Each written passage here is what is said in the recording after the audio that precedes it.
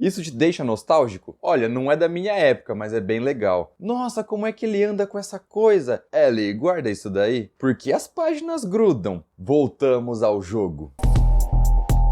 Lindezas, bem-vindos ao Fan Comenta, eu sou o João e vou te falar que depois de 3 episódios muito bons, esse daqui conseguiu ser ainda melhor. Você pode até não ter gostado da adaptação do episódio 3, mas que ele foi bem atuado, bem dirigido, bem contado, isso foi. Tá bom que lá teve a maior mudança da adaptação até agora, e aqui no episódio 4 nós voltamos a ser mais fiéis, mais complementares à obra original. Então sim, aqui vai ter spoilers, então caso você ainda não tenha assistido o episódio 4, siga por conta e risco.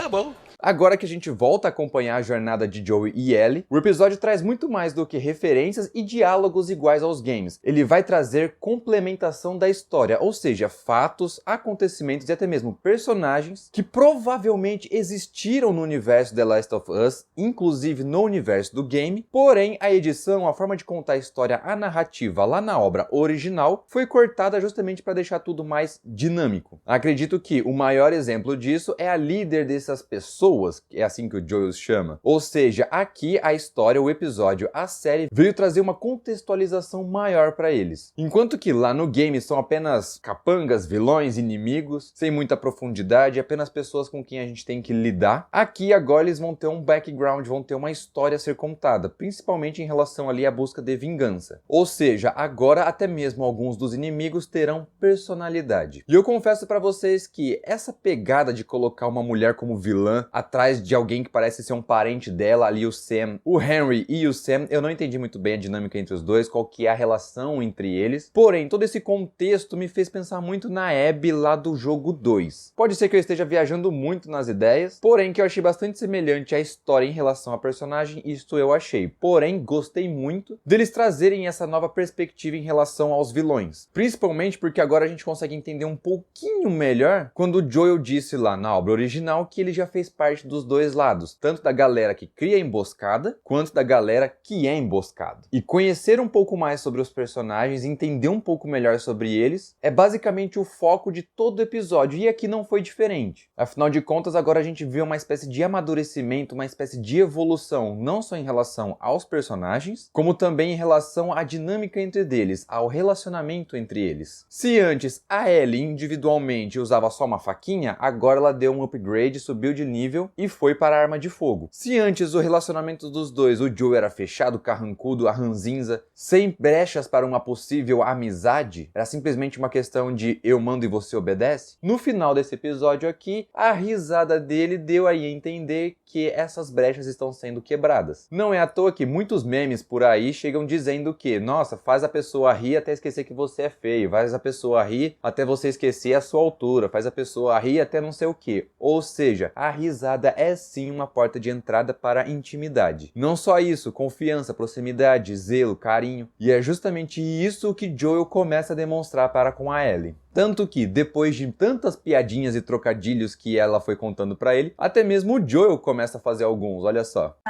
Why did the monkey fall out of the tree?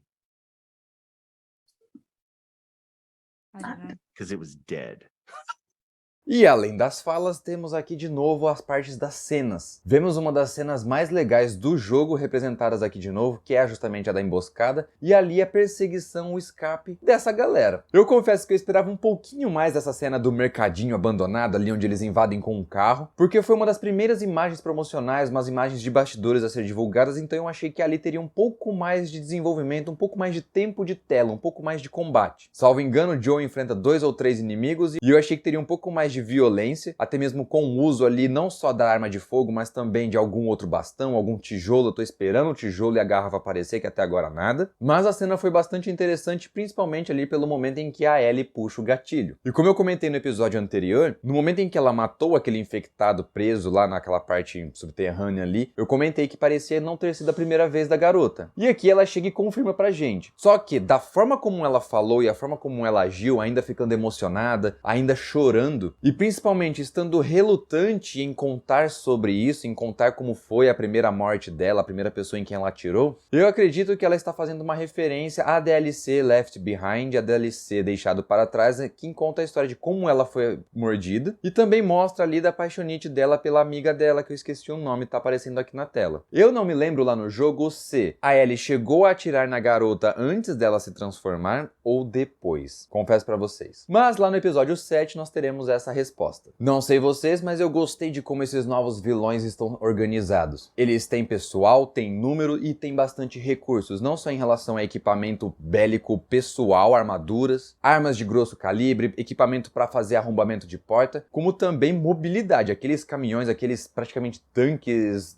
Mad Max adaptados, muito 10, mostra que essa galera é perigosa tanto na série quanto no jogo. E agora eles têm motivação, vingar um dos seus, diferentemente do que era meio apresentado lá no jogo. Lá era praticamente uma ideia de saque. Tudo que movia a galera é basicamente tomar aquilo que os outros têm. Sei que em algum ou outro diálogo lá na obra original dava a entender que eles também buscavam vingança, mas era algo muito momentâneo. Eles tentavam uma emboscada, não dava certo e ali eles ficavam revoltados, não só com o fracasso da armadilha, mas também de ter perdido algum companheiro ali na hora. Mas aqui pra série isso foi mais aprofundado, achei bastante legal. Apesar dali da referência com a Abby, gostei também dessa nova vilã. Ela não tem porte físico, ela não tem voz, mas ela tem atitude. E essa personalidade dela é forte o suficiente pra deixar ali a galera mais carrancuda, a galera mais barbuda, teoricamente mais casca grossa, seguindo as ordens dela. Basicamente aquele ditado de que cachorro que muito late não morde, essa daqui não late muito, ela já chega mordendo, ou no caso, atirando. Só não entendi por que é que ela tentou deixar ali, guardar meio que segredo da galera dela, aquela sala, aquele prédio que aparentemente tá criando, tem um, sei lá, um super fungo gigante, um alienígena mutante, cuspidor de veneno, em que o chão começou a tremer, o chão parecia estar vivo, de tão grande que é o bicho que tá ali dentro, ou pela quantidade de bichos, de instaladores, de infectados que tem ali. Uma cena rápida, curta, bastante intrigante, que provavelmente virá aparecer no próximo episódio. Provavelmente numa espécie de fuga, Joe, Ellie, Henry e Sam vão entrar ali, dar de cara com aquele buraco e falar: fudeu, se lá fora tava ruim, aqui dentro está pior. E gostei muito de como o episódio terminou mostrando assim o encontro desses dois personagens que no jogo são marcantes. Apesar do pouco tempo de tela, a interação com eles foi bem profunda, principalmente em relação ao que acontece mais pra frente, né? E eu acredito que a série vai deixar isso ainda mais profundo, ainda mais impactante. O peso do que acontece com esses dois personagens vai ser grande o suficiente pra deixar a gente assim meio até desconfortável, acho que essa seria a palavra. E eu risco a dizer que enquanto lá no jogo uma das cenas teve um corte rápido, mostrando o que acontece com o personagem mais velho, aqui eu aposto com vocês que esse corte não vai acontecer. Então, no final do quarto, talvez do quinto episódio, a gente vai ver a cena completa. Mas essas são as minhas opiniões e apostas, agora eu quero saber de vocês. Deixa aqui no comentário a sua opinião, bora trocar uma ideia, depois deixa o like no vídeo, se inscreva no canal e ative o sininho para ficar por dentro de mais conteúdo feito de fã